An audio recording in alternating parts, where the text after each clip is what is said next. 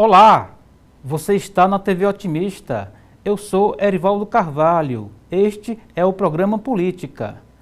Hoje vamos bater um papo com o presidente do Partido Novo no estado do Ceará, Afonso Rocha. O que pensa o Partido Novo no estado do Ceará sobre a polêmica tese de estados do Sul e do Sudeste contra o Nordeste e o Norte do país? Quais as propostas do Partido Novo para o desenvolvimento regional? A avaliação dos governos Lula, Eumano e Sarto. Ainda os rumos do Partido Novo no Ceará nas eleições de 2024. Estas e outras questões a partir de agora no programa Política.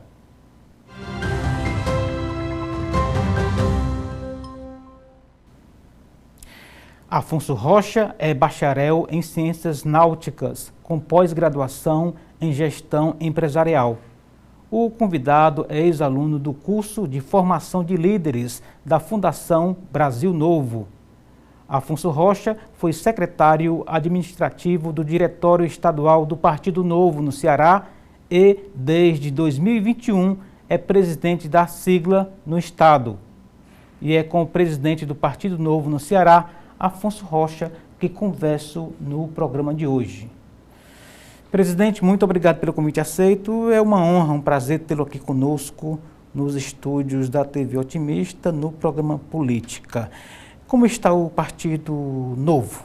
Eu que agradeço aqui o espaço, primeiramente, Erivaldo. É muito bom ter esse espaço aqui a nível local, né? Porque o Novo, até puxando até antecipando um pouco a pauta, né? O Novo tem um destaque nacional aí com o nosso governador Zema, mas aqui a nível local a gente tem um trabalho muito grande aí de construção do partido a nível local. E a gente tem feito isso especificamente assim, de forma mais acelerada esse ano, muito também devido à vinda do nosso senador Girão, que veio para o Novo, que tem somado esforço com a gente aí, e eu costumo falar que o senador era do Novo desde sempre, ele só não estava ainda oficialmente do Novo, porque muitas das práticas que ele já faz no seu mandato é muita cara do Novo. Então, a gente está aqui hoje no estado do Ceará tentando alavancar um trabalho de crescimento do partido para vir com muita força aí nas eleições de 2024. Então, esse é o nosso papel aqui como presidente do Diretório Estadual, traçar esses caminhos, traçar essas metas, em cima de um planejamento estratégico muito claro, de uma estrutura funcional muito clara, que é a estrutura do Novo, desde a nacional até aqui, acaba se replicando aqui para a gente também no Diretório Estadual, para alavancar o nosso partido a nível nacional. Então, só para deixar um parênteses aqui, concluindo aqui, a gente tem uma meta, né, de ter candidaturas em pelo menos cerca de 400 municípios no Brasil. Então, para um partido pequeno, isso é uma meta bem arrojada, e o nosso foco maior no momento, essas eleições de 2024, que a gente precisa trabalhar em cima delas. Muito bem. O senhor deu um panorama, alguns pontos que o senhor coloca, a gente vai abordar aqui de forma mais detida, né? Antes de a gente entrar aqui em alguns pontos de pauta, na verdade, sendo também um ponto de pauta, presidente, a gente tem aí em torno de 3 dezenas de partidos funcionando no país, legalmente lá perante a Justiça Eleitoral, etc. E cada um deles, obviamente, de forma legítima, se apresenta ao eleitorado, à opinião pública brasileira, de forma diferente, de preferência sendo ali melhor apresentado entre os demais. Afinal de contas, estamos falando de uma disputa de política, de corações e de mentes, né, como se diz. Nesse sentido, o que o Novo tem para apresentar ao distinto público que o diferenciaria das demais siglas já em funcionamento, presidente? Eu tenho falado muito que o Novo atualmente provavelmente, assim, na minha visão, obviamente a minha visão é enviesada, né, como você até falou que... Não, mas esse desconto aí já está dado, né? Já está dado, mas eu vejo hoje o Novo como um único partido a nível nacional que tem uma ideologia muito clara. A gente tem uma ideologia muito clara, a gente tem propósitos e valores muito bem definidos desde a Constituição. E o nosso papel aqui como dirigente atualmente é manter o partido nessa linha. porque a gente vê já partidos, não vou citar nomes, mas partidos que iniciaram ou que foram fundados junto com a gente, com uma proposta de uma política nova, uma proposta de política diferente, e já se entregou ao sistema político atual em prol da sobrevivência. Como é se entregar ao sistema? Como é que um partido se entrega ao sistema, presidente? Vamos, um exemplo, um partido que se propõe a ser um partido de oposição, um partido de direita, e ele já está na base aliada da oposição, aliás, da situação, está na esquerda. Entendi. É porque o que a gente visualiza hoje, eu tenho visualizado muito isso hoje, como uma pessoa que não sou expert, não sou político de carreira. Só um parênteses aqui também para pontuar isso. Isso é uma crítica à classe política? Não. Eu acho que o ponto principal, até pode ser considerado uma crítica nesse sentido, é que a forma como se faz política hoje, do jeito que funciona o sistema político atual, da forma como o pessoal faz os bastidores ali, que a população geral nem sabe como é que funciona, se continuar dessa forma, se não tiver pessoas externas talvez à política para tentar dar uma chacoalhada ali pelo menos, que é o caso até do nosso governador, do Zema, o sistema vai continuar como está. E não adianta ser direita, se é de esquerda, o sistema vai continuar da mesma forma. É assim que eu visualizo. Pode ser de direita, pode ser de esquerda. Se continuarem fazendo política da mesma forma como é hoje, a gente continua com a mesma coisa. O jogo de poder é eterno, e é isso que eu tenho falado muito. Então, o Novo, ele é essa plataforma que ele tem processos muito claros, desde lá de cima, do Diretório Nacional, até aqui embaixo. É uma plataforma onde até pouco tempo atrás todos os dirigentes eram voluntários. E aí eu falo aqui como uma pessoa que não sou do meio político, tenho uma empresa, como você citou aí. Não é um político profissional, como você fala. Não vivo disso. Eu acho que, inclusive, eu tenho falado muito isso, não sei se é uma fala muito interessante, mas assim, eu tenho falado muito que é interessante que a gente tenha pessoas entrando na política que elas não precisem da política para sobreviver. Porque o que a gente vê, as pessoas entram na política e ficam lá para sempre, porque elas dependem daquilo ali para sobreviver. O Novo defende, por exemplo, a limitação na quantidade de mandatos? Por exemplo, você vai ser deputado estadual, vereador, sim. Enfim. Hoje no Novo funciona assim, a pessoa não pode ser reeleita por mais de uma vez. Se ela pode até continuar, vou dar um exemplo, se o cara for deputado, tem dois pontos interessantes do Novo, que assim, tem várias amarrações do partido, que provavelmente a gente deve falar algumas aqui ao longo da conversa, mas uma delas é, primeiro, eu como dirigente partidário, eu não posso ser candidato. Se eu quisesse ser candidato, eu deveria ter deixado de ser dirigente até dia 4 agora de agosto, que é exatamente um ano antes do início do pleito eleitoral. Por que isso é importante para o partido? Porque você vê nos partidos tradicionais, acaba que o presidente do partido, ele é candidato. Às vezes eles têm, no Novo a gente nem tem tanto recurso, mas acaba que ele tem o dirigente partidário, o presidente do partido, ele tem uma autonomia ali para enviar recursos para os candidatos, direcionar toda a estratégia política daquele partido a nível local. Ou bancar a própria campanha. Então, essa amarra é justamente para isso. O dirigente é dirigente, o mandatário, o candidato é candidato. Então, tanto que a gente tem uma estrutura hoje de funcionamento onde o que a gente cobra dos nossos mandatários, das pessoas que foram eleitas pelo Novo? Que ele faça um trabalho dentro das diretrizes ideológicas e dos valores que constituíram o partido. Afinal de contas, ele entra no partido sabendo que elas existem. E aí, é isso que a gente cobra deles. A gente não interfere também no mandato. Tanto que aqui a nível local, por exemplo, citando o nosso exemplo, a gente passou a ter um senador agora, o nível de interferência do diretório estadual no mandato do senador, eu lhe falo com muita transparência, é zero. Existe sim um diálogo entre o mandato, né, o gabinete dele e a gente para às vezes formatar alguma pauta, mas não existe uma obrigatoriedade de eu dizer, senador, vota isso, vota aquilo, no Novo isso não existe. Mas, presidente, isso não tem chance de dar errado, porque vamos aqui a uma situação, há o conteúdo programático, né, do partido que o parlamentar, no caso aqui em tela, deve seguir. Porque aí, senão, vai gerar uma série de consequências, inclusive para a própria reputação do partido. Estamos falando aqui de incoerência, o partido defender uma coisa, o parlamentar defender outra. Como é que essa aparente contradição é resolvida? Pronto, vou pular, iniciar pela pior parte, né? Hoje, por mais que sejamos poucos mandatários no Brasil, a gente também, prezando pela marca do partido, pela reputação do partido, a gente não tem receio nenhum em cortar, a palavra talvez seja meio drástica, né? Mas é em tirar mandatários que estão fazendo algo que é contrário ao que a gente acredita. Entendi. Mas antes de chegar nesse ponto, a gente tem uma situação hoje que eu estou participando. Esse ano o processo está muito mais aprimorado, porque é o nosso quarto processo. A gente tem um processo que a gente chama de Jornada 2024, que é o processo de seleção interna do partido. E eu tenho falado muito que o pessoal fala assim, o Novo é um partido elitista, é um partido de rico, de empresário. Não é nada disso. O nosso processo seletivo, ele tem um único e exclusivo objetivo de buscar duas coisas: alinhamento ideológico com o partido.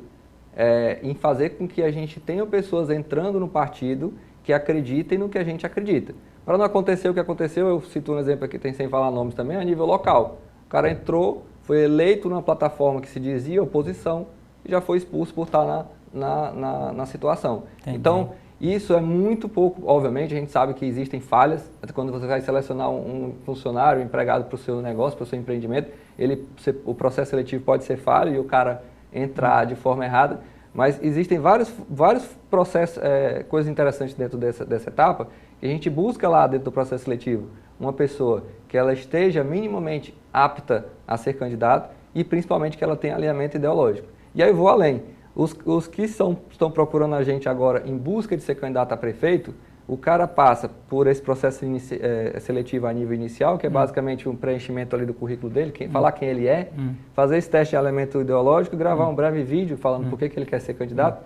E os candidatos a prefeito, que vão ser candidatos a prefeito pelo Novo, eles passam por um teste, por uma entrevista e um teste de integridade, com o objetivo para saber se aquele cara ele não é uma pessoa corruptível, né? Entendi. Então, tudo isso, Afonso, isso é muito complexo, nenhum partido faz isso.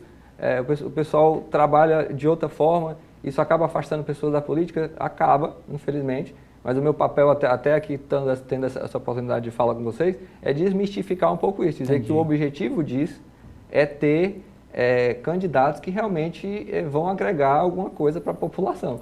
Agora, presidente, o senhor está falando algo que, numa síntese, poderíamos chamar de processo de seleção, como uma empresa faz para colocar ali na sua grade de funcionários, né, os seus colaboradores, etc.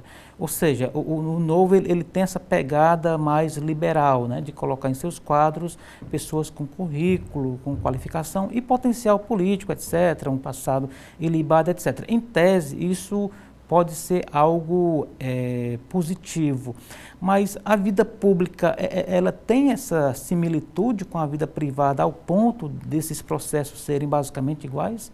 Um ponto só abrindo um parênteses na sua fala, pois não. A questão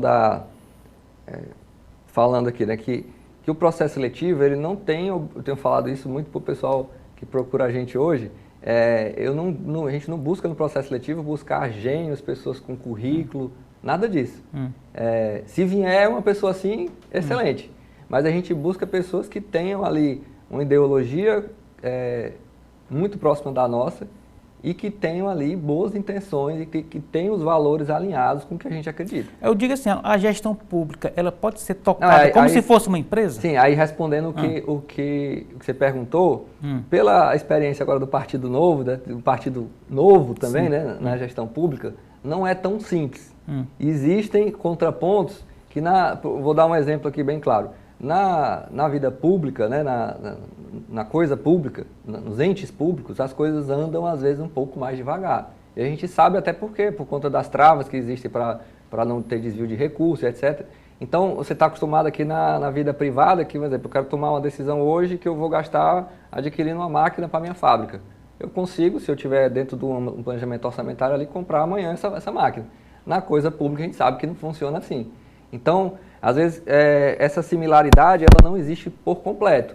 Mas um ponto que a gente pode muito bem trazer, sim, da vida privada para a vida pública é ferramentas de gestão que é possível implementar totalmente dentro da vida pública. Ferramentas que visem controle orçamentário claro, transparência nos gastos públicos, que a gente não tem de forma, as coisas funcionam meio atropeladas, vamos gastar aí, gasta. O que parece na coisa pública atual, isso não é um problema do Ceará, infelizmente, é a nível Brasil, no Brasil todo é assim. O pessoal trata o dinheiro público como um dinheiro que pode ser gasto de qualquer forma, que não tem fim. Nem é meu e nem é teu, né? Não tem fim. Não funciona assim. Vou dar um exemplo aqui também agora, que é um ponto que vale a gente ressaltar. Esse ano a gente começou, até fevereiro desse ano, a gente não utilizava fundo partidário. O partido sempre foi contra. Isso. E aí a gente continuamos contra. Porque hoje o fundo partidário, quando você vai para a prática, a pessoa diz assim, o fundo partidário tem que existir para pessoas que não têm recursos entrar na política. Na teoria, perfeito, concordo total.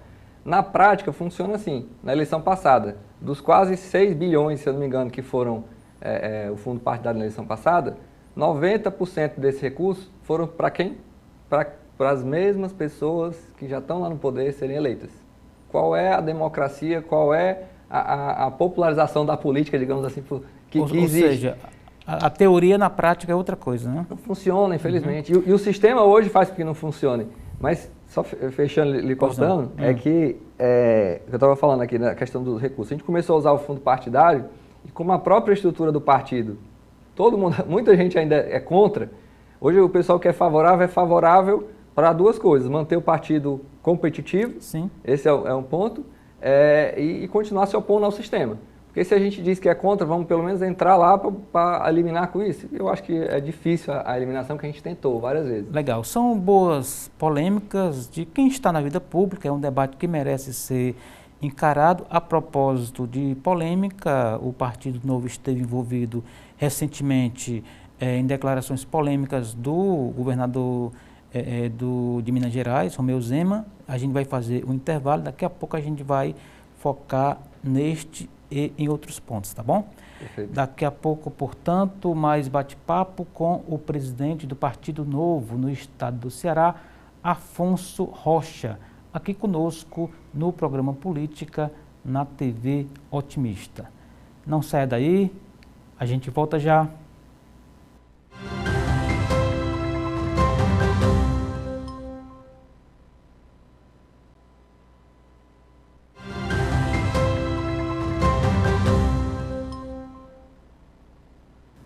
Estamos de volta para o segundo bloco do programa Política de hoje.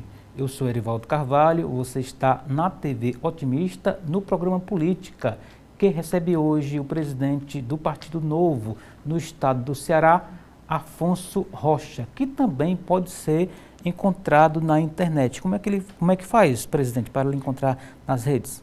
Eu citaria primeiro aqui a rede social do Novo, né? Novo 30 Ceará, Novo 30 CE. Até o Novo Fortaleza também. E a minha rede pessoal, atualmente, que eu tenho utilizado aqui para falar sobre política, que é @Afonso Maran, M-A-R-A-N, Afonso Maran. Muito bem, daqui a pouco a gente volta a repetir para quem não anotou. Presidente, o Partido Novo tem um de seus expoentes, né? Minas Gerais, em que o governador Romeu Zema foi reeleito, inclusive um dos pré-candidatos aí para 2026, etc. Nos últimos dias, ele deu declarações, na média geral, polêmicas. O próprio partido, a gente já sabe que disse que não foi bem assim o que ele falou. Eu queria que a gente partisse desse primeiro ponto. O governador de Minas, Romeu Zema, sugeriu, segundo a maioria, interpretou, que estados do Sudeste e do Sul se reunissem contra os estados do Norte e do Nordeste. Isso criou uma celeuma ao longo aí dos últimos dias, semanas, e muito provavelmente vai render ainda mais. Afinal de contas, o que disse e o que quer o governador Romeu Zema, presidente? Eu vou tentar puxar 3 pontos aqui, se eu não perder a linha de raciocínio. A gente vai ter tempo para isso. Mas o primeiro ponto, a polêmica, ela girou em torno de uma matéria que eu acredito, assim, não sei os bastidores, acredito que o Romeu Zema também já está meio calejado dessas situações, e ele concedeu uma entrevista para o Estadão, e a entrevista, ela foi excepcional. Se você lê a entrevista na íntegra, em nenhum, assim, já até um pouco respondendo, em nenhum momento ele fala a palavra contra. Na entrevista toda, em nenhum momento ele fala a palavra contra. E o único bloco lá da entrevista que ele fala da Constituição lá do Consud, né, que é o Consórcio Sul-Sudeste, ele diz inclusive ele diz que o Consórcio Norte-Nordeste é inspiração para eles para criar uma estrutura ali um consórcio sul-sudeste organizada para defender as pautas ali daquela região em particular. Algo que já existe no nível aqui nordeste inicialmente, está se constituindo aí para uma formação norte, nordeste e centro-oeste. Então, por que o norte e o nordeste pode criar alguma constituição para requerer ali de forma mais ativa suas demandas a nível regional e o sul e sudeste não pode? E até um fórum de discussão mesmo. Sim. É porque você sabe assim, quando tem muita gente, são muitos interesses. O nosso país é gigantesco, a gente tem demandas distintas, tem similares também, mas tem demandas distintas. E esse tipo de constituição serve para isso. Então, a fala dele, em nenhum momento foi utilizada a palavra contra. E aí eu acho que a entrevista, para mim, no meu ponto de vista, como eu falei, foi uma entrevista transcrita, ele sentou e deu perguntas e respostas para jornalistas. Quando você lê a entrevista, você fala que eu costumo falar que ele é um alienígena na política, porque o que ele fala lá, da forma como ele fala, é sensacional. Assim, como eu falei, eu sou suspeito para falar, mas quem lê aquilo ali, quem não tiver um viés já direcionado, vai acreditar, muita gente que tem um viés direcionado não vai acreditar naquilo que foi executado. Mas normalmente ele só mostra os fatos, a realidade que ele tem feito lá no governo de Minas. E é a realidade mesmo. Ele pegou o Estado arrasado. E o que ele trabalha hoje, o que ele luta hoje, e aí eu falo até um pouco, respondendo um outro ponto seu, colocam ele como presidenciável. Mas ele mesmo diz que não tem nem interesse dele no momento trabalhar, terminar o mandato dele em Minas Gerais. É questão de se ele vai ser ou não presidenciável lá em 2026, eu acho que é uma consequência do que ele entregar até o final do mandato. Entendi. Entendeu? Então, um ponto que vale destacar, eu até só complementando a questão do Estadão, eu não sei se eles viram que a entrevista estava muito morna e falaram assim, vamos botar uma manchete polêmica aqui. E foi polêmica, porque está rendendo até agora. Então, até o presente momento aqui do nosso programa, que a gente está gravando aqui, a polêmica está rendendo. Agora, é uma polêmica que, de certa forma, desgasta uma das diretrizes do partido, de qualquer partido que se pretende ser uma força política nacional, que é o desenvolvimento do país como um todo, né? Ou seja, essa polêmica para o Partido Novo não é negativa? Interessa ao Partido Novo uma polêmica do tipo, presidente? Não, polêmica não é legal, entendeu? A gente não tem interesse em estar envolvido em polêmica. Mas o que eu tenho falado muito esses dias é que assim, a verdade ela sempre vai prevalecer. Isso é claro para mim. A verdade ela vai prevalecer.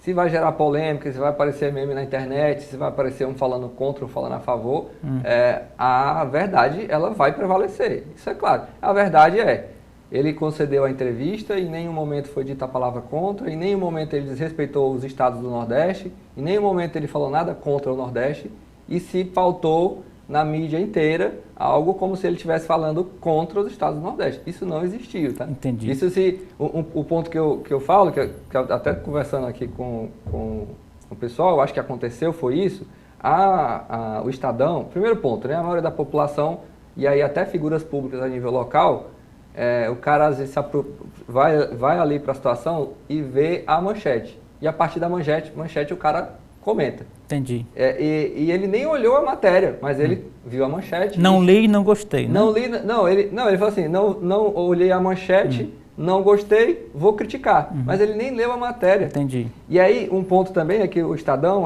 por ser pago, né, a leitura do jornal online, a maioria do pessoal ficou restrito, como continua restrito a manchete da matéria. Em seguida, logo em seguida, depois acho que provavelmente por reclamação da assessoria dele, eles mudaram a manchete, mas aí o estrago já estava feito, né? Aí já se espalhou aqui a nível local, aqui no Ceará, todas as mídias replicaram.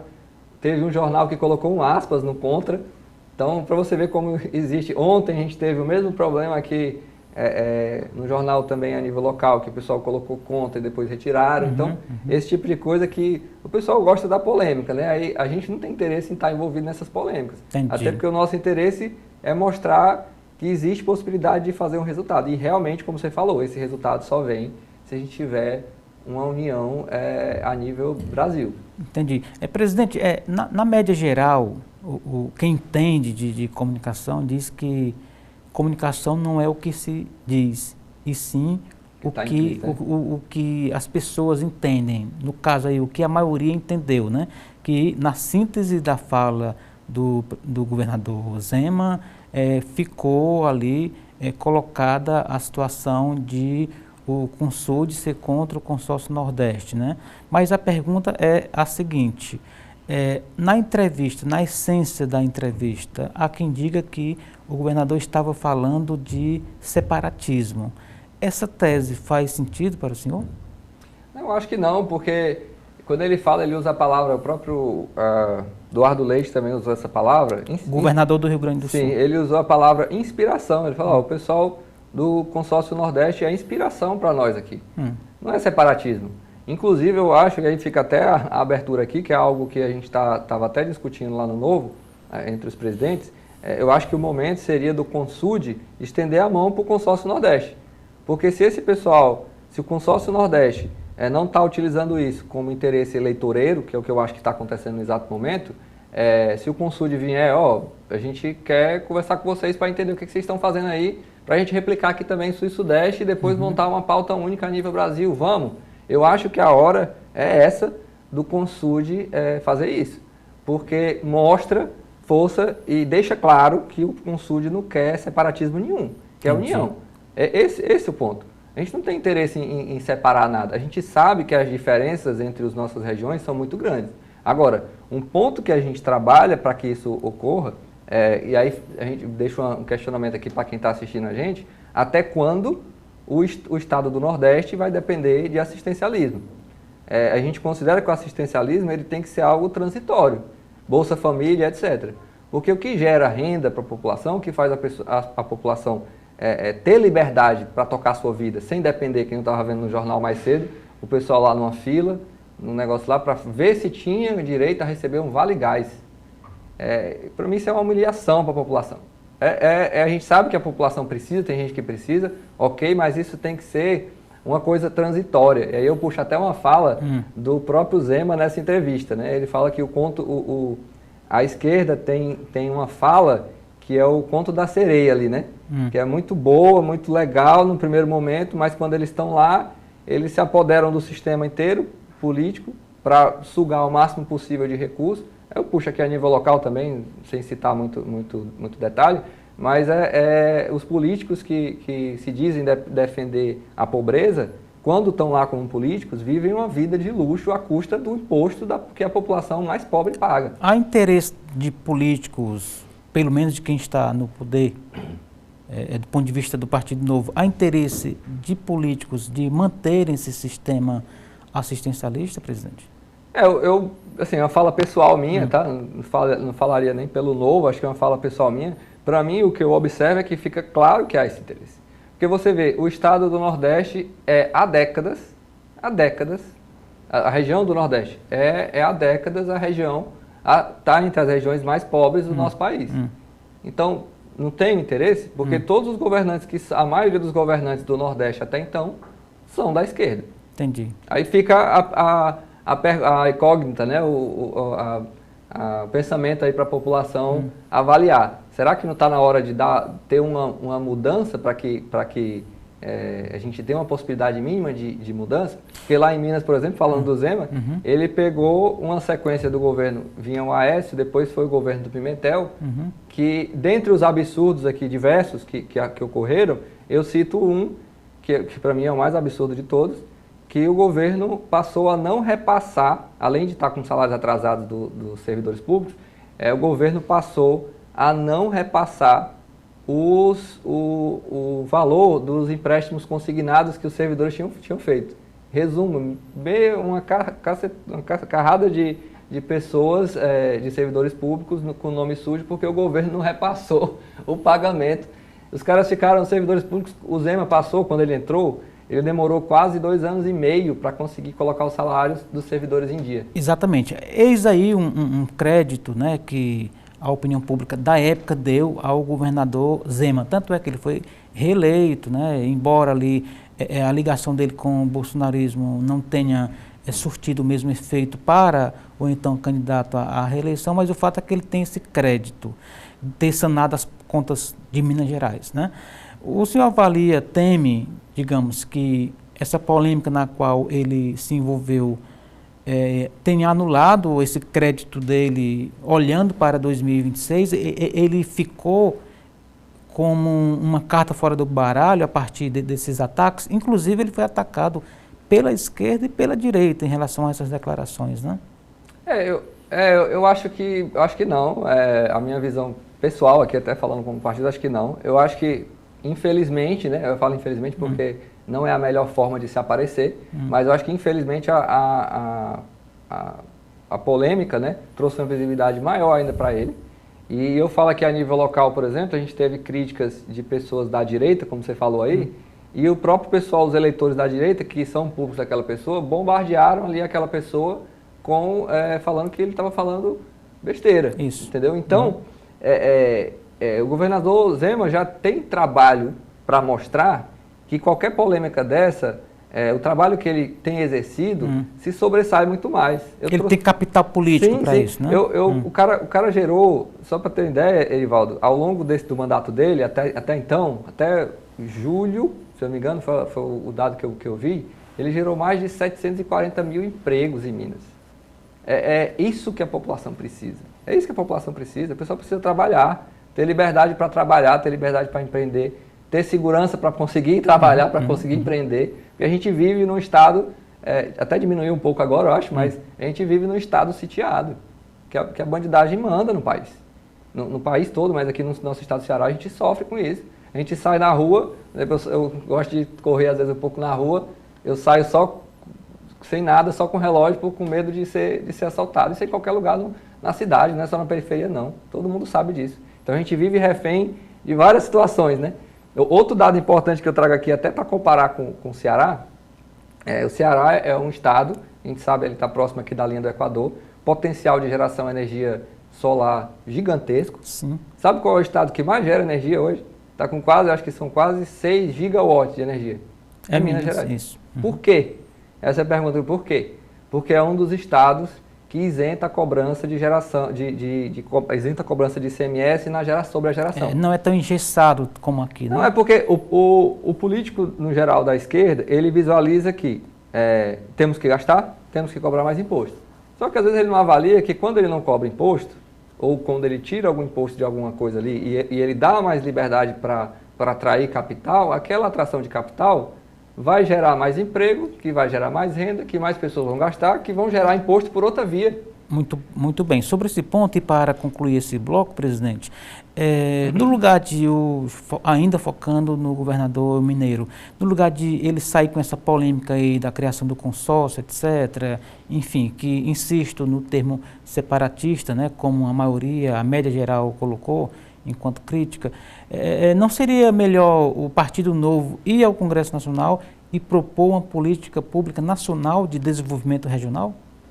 O que a gente tem tentado já, inclusive um deputado nosso, deputado estadual, eu não sei se a pessoa sabe, né, mas existe uma possibilidade de um deputado estadual apresentar um projeto de lei lá em Brasília, só que ele tem que conseguir a aprovação em diversas assembleias, não me lembro quantas agora, mas são várias. Isso. E ele estava correndo no mandato dele, ele não foi eleito deputado federal agora, é o Bruno Souza, lá de Santa Catarina. Ele não foi eleito deputado federal agora, mas ele tentou muito no mandato dele passado, conseguiu diversas assinaturas, que era levar uma proposta de mudança do atual Pacto Federativo. O que acontece na prática hoje? Questão de justiça mesmo. Primeiro, a questão que eu falei agora há pouco do Nordeste.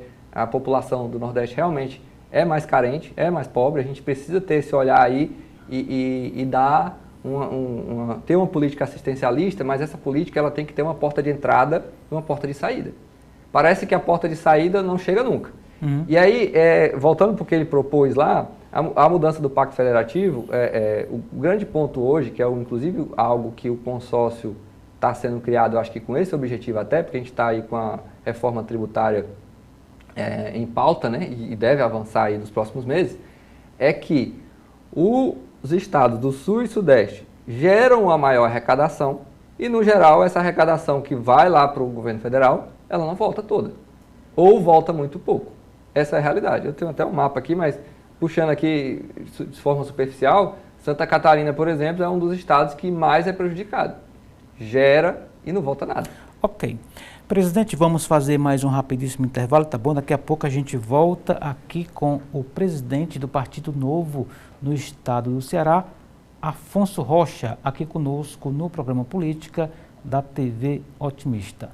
Não saia daí, a gente volta já.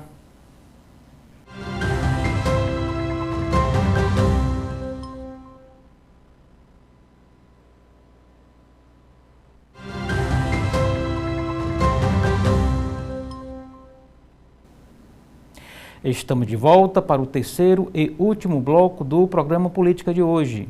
Você está na TV Otimista, eu sou Erivaldo Carvalho, aqui conosco Afonso Rocha, ele é presidente do Partido Novo no estado do Ceará. Já falamos sobre as diretrizes do partido, agora um pouquinho no segundo bloco pautamos a declaração polêmica do governador de Minas Gerais, Zema, sobre o consórcio Sudeste-Sul, enfim, toda aquela polêmica que envolveu. Agora vamos falar de futuro, de perspectivas do partido. Antes, porém, como lhe encontra nas redes sociais, presidente? A gente tem lá o @Afonso Maran, e a rede social do Novo 30CE. Maran de Maranguape, Maran de Maranguape. É até o N, né? Até o N, é um dos meus Afonso sobrenomes. Maran, né? Exato. Uhum. E o partido, como é que faz? O partido Novo 30CE. Novo 30CE, lá você tem lá um encaminhamento bem legal, a gente normalmente tenta responder lá rápido lá e encaminha para outras dúvidas que possam ter lá na nossa rede social no Instagram. Lá dá para encontrar material informativo sobre processo de inscrição para quem tiver interesse, candidato, quem quiser se filiar, logo na bio do partido, lá do Instagram do partido, a gente tem um link que leva direto lá para quem quiser se inscrever no nosso processo de seleção para 2024, para quem quer ser candidato, né? E também quem quiser se filiar ao partido, bem como também... Tem prazos? Tem? Desculpa. São ciclos. Eu vou até falar um pouco aqui na nossa fala, vão ter alguns ciclos de processo. Fale, por favor. Vou explicar um pouco como é que funciona. Sim. E lá também, fique à vontade para enviar um direct, lá que a gente responde de forma bem rápida. Tem normalmente, às vezes, até eu mesmo respondo lá alguns questionamentos. A gente tem uma equipe lá que ajuda a gente aqui no Ceará para dar encaminhamento às demandas que aparecem lá pelo Instagram. E, normalmente o pessoal vem por lá mesmo. Entendi. Então faz ali, preenche uma espécie de ficha, alguém entra em contato, etc. Falando do processo seletivo, né? A intenção nesse ano é que a gente tenha, foi até aprendizado, né, das eleições passadas, que a gente levava um processo que seguia até próximo da eleição. Hoje a gente está estabelecendo ciclos de processo. Então a gente teve um ciclo que começou em maio, vai terminar agora no final de setembro. E aí já começa um novo ciclo de inscrição. Todo mundo vem. Preenchimento é simples, basicamente o cara preenche lá quem ele é, dados pessoais, fala um pouco ali o contexto político local na visão dele. Aí na sequência ele preenche um questionáriozinho de marcar, que é um teste de alinhamento ideológico. E por fim ele grava um vídeo falando por que ele quer ser candidato. E aí a gente se encaminha para duas possibilidades. Se for candidato a vereador, daqui ele já vai ser aprovado. Se for validado lá, ele é aprovado. A gente tem uma equipe no Diretório Nacional que aprova, não é o Diretório Estadual. Eles têm uma equipe lá de pessoas contratadas, para entrevistadores profissionais, que fazem essa análise para a gente, fazem um background check, que eu não expliquei, explicando um pouco isso. Basicamente, a gente dá uma buscada lá no nome daquela pessoa em 39 órgãos a nível nacional, para saber se a pessoa não tem nenhum caso de corrupção, não está envolvida em nada. Como é que está a vida pregressa da pessoa, né? Exato. Então a gente faz essa verificação e o objetivo disso, é claro, é ter pessoas que querem realmente fazer uma coisa correta ali na política. Porque a gente fala muito aqui, o próprio senador Girão tem falado muito essa frase, eu tenho replicado aí também, que era algo que até já falava muito também, que um pensamento atual da gente na política os fins não justificam os meios. O que a gente vê é que hoje, às vezes, são políticos que eles querem ser eleitos a qualquer forma e, para isso, eles vendem a alma antes de antes de ter o mandato em mão. Entendi. O senhor citou aí o senador Eduardo Girão, já vamos falar mais sobre ele na perspectiva de 2024, mas antes, uma dúvida. Quando alguém fizer lá a pré-inscrição, enfim, preencher essa ficha, né? É necessariamente para alguém interessado em se candidatar a vereador ou a prefeito, eventualmente, a vice, enfim, ou se a pessoa tiver interesse em apenas ser filiada ao Partido Novo, também pode? A gente tem Ou é direcionado para candidatos? Não, esse tem duas situações, né? Uma que é para você, se quiser ser filiado, aí eu até consigo falar aqui rápido, é www.novo.org.br/filiação. É mais prático, né? Ou se você quiser falar com a gente lá no direct, a gente lhe encaminha também uma ficha de papel que a gente teve que... No Novo sempre foi digital, mas a gente teve que, por demandas até de algumas cidades que estavam buscando a gente, eu tive que criar uma ficha de papel, qual a pessoa preenche e a gente insere ela no sistema de forma manual. E o outro é o processo seletivo, que é um site diferente, acho que é jornada2024.com.br, e aí o pessoal entra lá, faz essa pré-inscrição, mas assim, deixo claro aqui para você que está assistindo a gente que não é nenhum bicho de sete cabeças, e a gente aqui, mesmo sendo a avaliação feita pelo Diretório Nacional, a gente tem concentrado esforços, e agora mais ainda, até porque a gente vai sair com pessoas já aprovadas no primeiro ciclo, que eu vou buscar essas pessoas também para ajudarem quem estiver entrando. Entendi. Então, pessoal, não tenho familiaridade com o computador, não sei como é que preenche, não sei gravar um vídeo, etc. A gente vai ter lá uma equipe aqui a nível local para ajudar. Que o objetivo do processo não é ser uma barreira. O objetivo não é ser uma barreira, não é buscar gênios, não é buscar pessoas intelectuais, nada disso.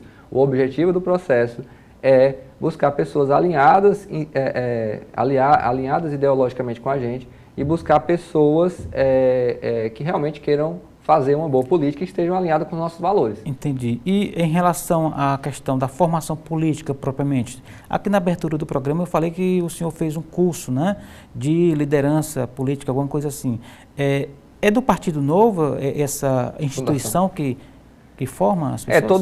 Todo partido político ele é obrigado a constituir uma fundação, né? Para a formação política. Exato. E aí eu fiz parte da primeira turma de formação de líderes políticos, foi muito bom, é um curso de, acho que foi quase 240 horas, é um curso em formato de MBA, bem interessante a proposta, o qual nos dá uma visão, eu costumo falar isso porque assim, antes eu tinha uma visão mais, sei lá, eu viajava muito, assim, achava que a política a gente podia mudar o mundo.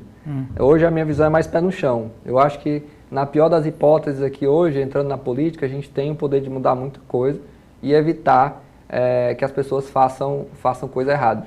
E quando você aprende um pouco, né, sobre ciência política, sobre o contexto geral do nosso país, você fica se perguntando como é que um país tão rico como o nosso ainda não deu uma alavancada muito maior e é destaque mundial? Essa pergunta que eu me fiz quando eu concluí esse curso. Então, fechando esse ponto, os inscritos, os filiados, enfim, os pré-candidatos, poderão fazer parte desses cursos de formação política? Sim.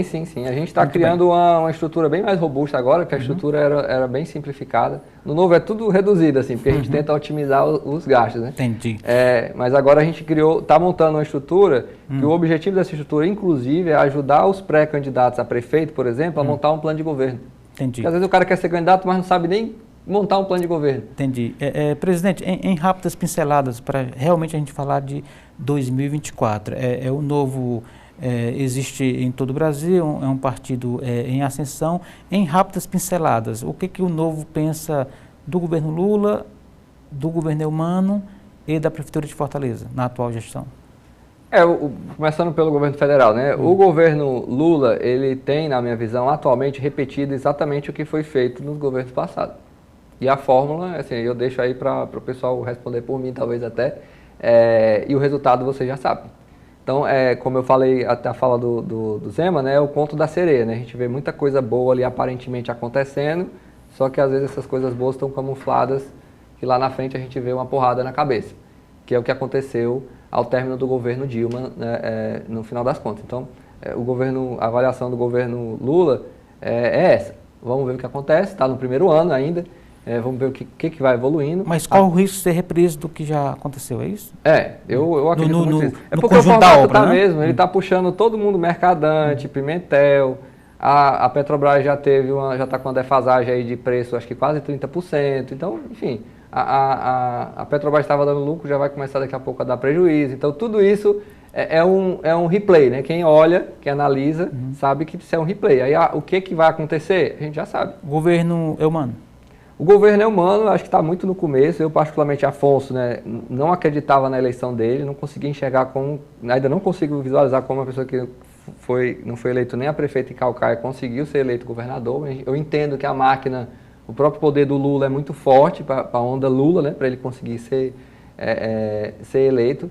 A gente sabe que a estrutura como um todo do nosso estado, quando você para olhar a nível nacional, não é das piores, assim, e eu pontuo um ponto principal, acho que aqui o estado do Ceará é um dos que mais sabe arrecadar imposto, então não falta, quando eu falo a nível de cobrança mesmo de imposto, aqui o estado realmente sabe arrecadar imposto, mas a estrutura ela é toda inchada, é muita secretaria, acabou de ser criada uma outra secretaria e vão inchando, e o objetivo é, como eu falei lá, aquela questão de vender a alma, né? Você entra eleito com a frente ampla, você tem que acomodar todo mundo para poder fazer com que o pessoal continue apoiando.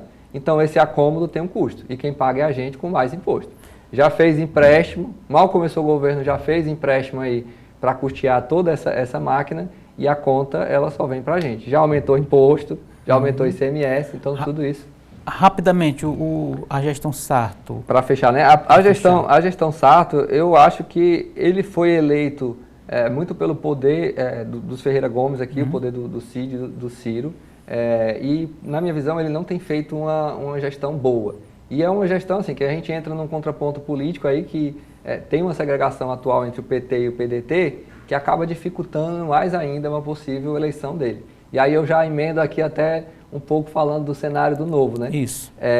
Eu acho que a gente tem uma oportunidade única em trazer uma gestão do Novo aqui para nível municipal. Quem é essa pessoa, ainda não sei, mas a gente tem tentado construir uma candidatura majoritária, tem tentado construir uma candidatura proporcional competitiva para que a gente tenha voz na Câmara dos Vereadores. Porque, deixo claro aqui, até, que vai ficar até gravado, vamos poder até cobrar depois. Se a gente conseguir eleger um prefeito, tenha certeza que no primeiro mandato a gente não vai conseguir fazer mudanças gigantescas. Mas dá sim para fazer muita coisa com gestão. A gente tem um estado e uma prefeitura absurdamente inchada, com muito custo para a população.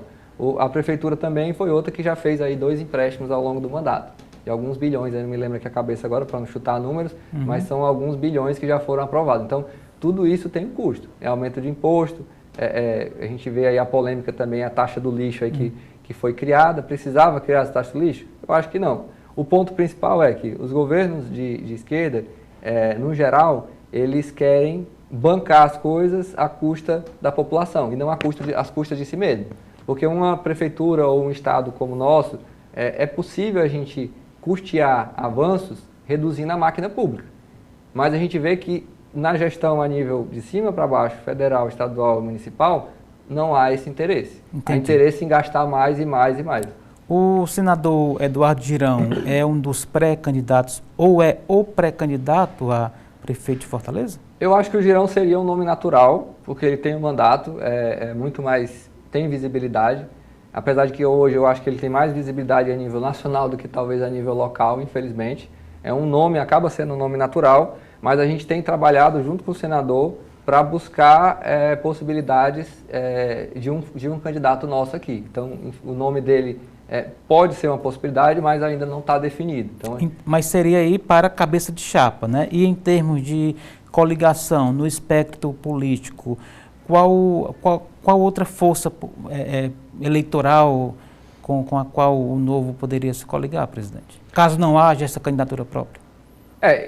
A gente trabalha para uma candidatura própria, tá? Sim. É o ponto principal. Eu acho que o Novo hoje está muito mais aberto para coligações, isso lhe deixo claro a nível regional, a nível nacional até, a gente está muito mais aberto.